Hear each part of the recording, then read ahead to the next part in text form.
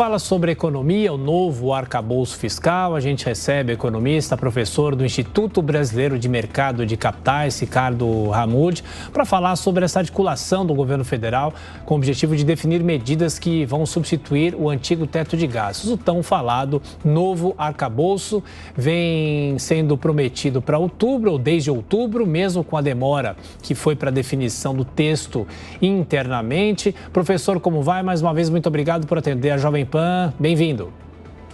Bom dia, é um prazer.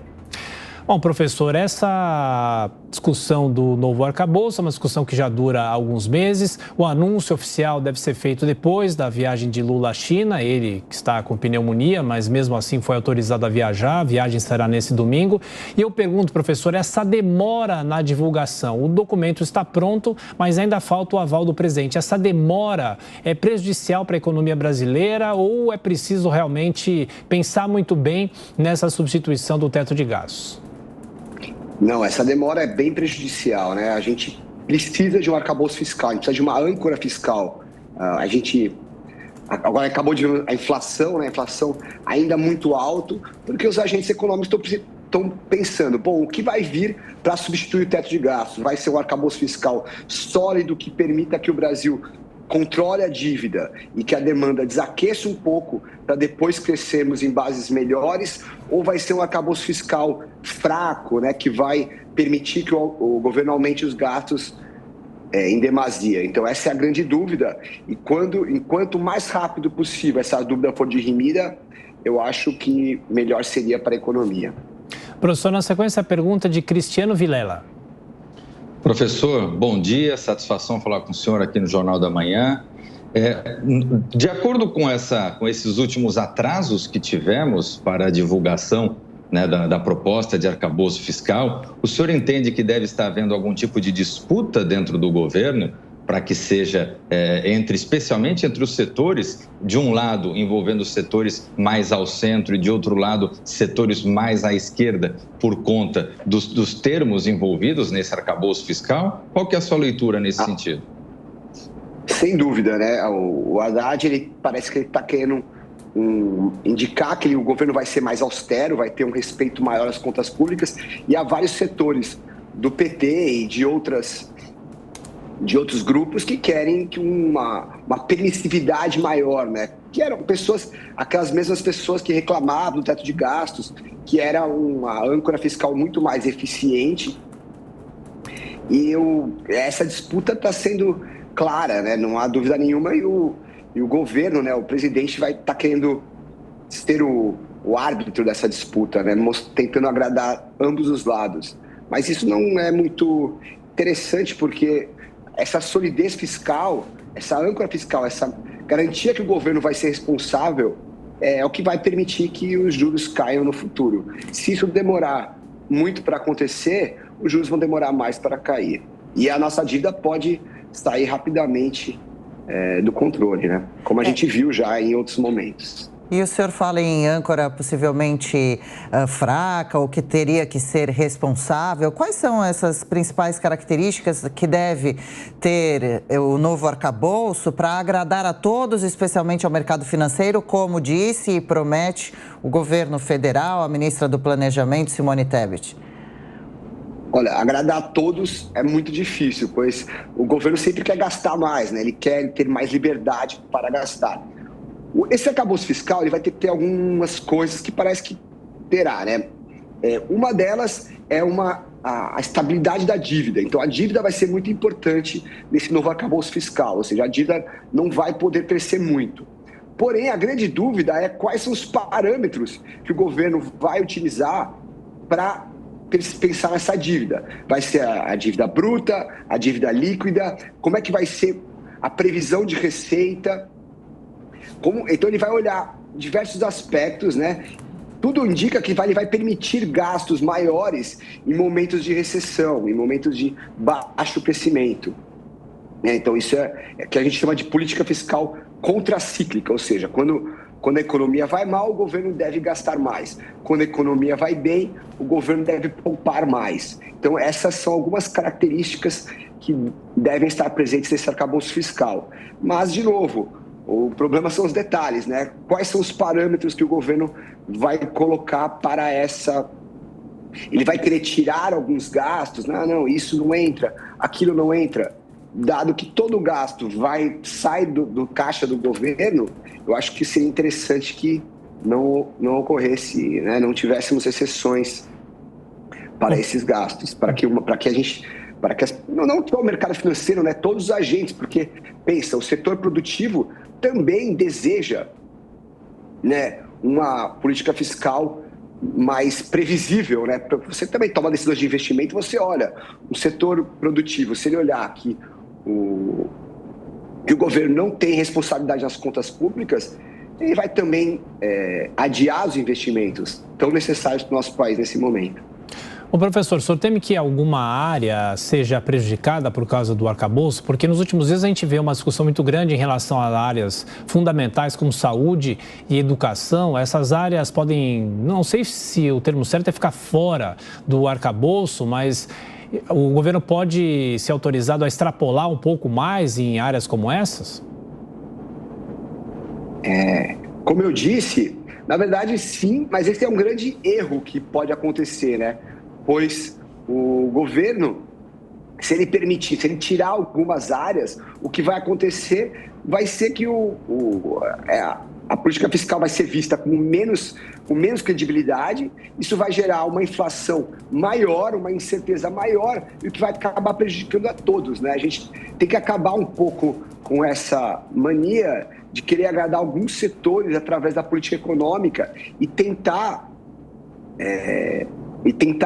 pensar mais universalmente, né? Ou seja, vamos tentar melhorar a economia, as condições econômicas de forma geral, tentando ter uma dívida sob controle, inflação sob controle e uma previsibilidade do gasto do governo. Na verdade, o teto de gastos era exatamente isso, uma previsibilidade. A gente precisa, os agentes econômicos, todos os agentes econômicos, os trabalhadores, o setor produtivo, o mercado financeiro, todos os setores eles precisam de previsibilidade, que é isso que faz aumentar o investimento, né? A gente pode tomar nossas decisões com menos incerteza. Acho que a palavra toda é incerteza, né? Credibilidade. Cristiano Vilela? Ricardo, quando se fala da questão da âncora fiscal, né, do novo projeto, da nova âncora fiscal a ser estabelecida pelo país, uma âncora fiscal que atenda aos interesses do mercado, que dê confiança ao país, ela pode ser um elemento importante para uma futura redução da taxa de juros, que é algo tão pretendido e tão aclamado pelo governo? Sem dúvida nenhuma, né? Se a gente olha isso não é apenas uma teoria, a gente observa isso quando o teto de gastos passou, né? A trajetória de juros começou a cair com uma inflação muito baixa. Se a gente lembrar, em 2017, a inflação chegou a 2,95%, né? Quando o Ilan era presidente do Banco Central. Sem dúvida nenhuma, se você indica que você vai controlar seus gastos, que a dívida pública não vai sair do controle, as pessoas que financiam essa dívida, os agentes financeiros, eles vão pedir menos para pagar, para emprestar dinheiro para o governo, né? Que nada mais é do que a taxa básica de juros, quanto que nós pagamos que o governo paga para a gente para receber dinheiro emprestado. Então, sem dúvida, eu acho que hoje a âncora fiscal, o problema do Brasil é um problema fiscal, né? Se o governo mostrar responsabilidade, mostrar uma âncora fiscal clara, não há dúvida nenhuma que os juros vão começar a cair. É só observar, né? Então, como eu falei, a gente olha isso em 2017, 2018, quando os juros caíram, mas vamos lembrar que os juros caíram com a inflação baixa, com a inflação dentro da meta. Então, isso aconteceu e a gente olha, toda vez que o governo indica que ele vai ser mais responsável fiscalmente, os juros futuros, eles caem. Toda vez que o governo mostra que ele vai ser menos responsável fiscalmente, os juros futuros sobem. Então, não há dúvida nenhuma que um país que tem uma âncora fiscal, que tem uma responsabilidade fiscal na qual a receita, as despesas não sobem muito além da receita ou além da receita, e na qual a dívida está mais estável, é um país que permite, né, que pode ter juros mais baixos. Porque juros mais baixos todos queremos, né? A grande dúvida é como conseguir atingir esse objetivo. E também o Brasil acompanha um climão, como se diz, um mal-estar entre o governo federal e o Banco Central, né? Entre Lula e Roberto Campos Neto. Qual a avaliação do senhor sobre isso, essa discussão específica sobre o governo achar a taxa de juros muito alta? Ela realmente é muito alta no país? A política monetária do BC precisa ser modificada? Olha, na verdade, essa luta, essa briga, essa pressão que o governo está fazendo no Banco Central é a pior coisa possível para a queda dos juros, né? Porque se você fica fazendo pressão e o Banco Central acaba reduzindo a taxa de juros, os agentes econômicos vão perceber essa redução, essa queda como resultado dessa pressão. Então eles vão falar, olha, então o que a gente vai fazer? A gente vai aumentar os preços porque o Banco Central é fraco, ele responde a essa pressão. Então, na verdade, o que o governo deveria fazer é exatamente mostrar o que ele é responsável e parar desses ataques. Esses ataques, na verdade, eles são contraproducentes, sem dúvida nenhuma, né? Todo governo quer juros mais baixos, né? A grande questão é que não reduz os juros na canetada. Isso já aconteceu no Brasil, a gente observou isso em 2012, 2013. Os juros caíram na canetada, a gente colheu inflação mais alta e colheu juros mais altos no futuro, né? Se você reduzir os juros de forma abrupta ou de forma irresponsável, você vai ter que aumentar os juros no futuro. Não há dúvida nenhuma sobre isso, né? É só olhar quando começam esses ataques, quando o Banco Central, se o Banco Central se mostra mais leniente com a inflação, os juros futuros, eles sempre sobem. É muito importante olhar os juros futuros, né? Olhar o que está acontecendo, o que o mercado está prevendo para o futuro. Isso mostra como que está sendo precificado a credibilidade do Banco Central e a responsabilidade frente à inflação.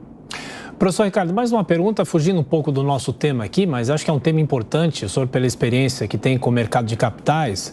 A gente fala muito sobre a crise mundial dos bancos, né? E hoje os jornais do Brasil e jornais do exterior falam com muita preocupação sobre o Deutsche Bank. Ontem as ações despencaram, as ações do UBS também despencaram, que foi aquele banco que tentou salvar o Credit Suisse há alguns dias.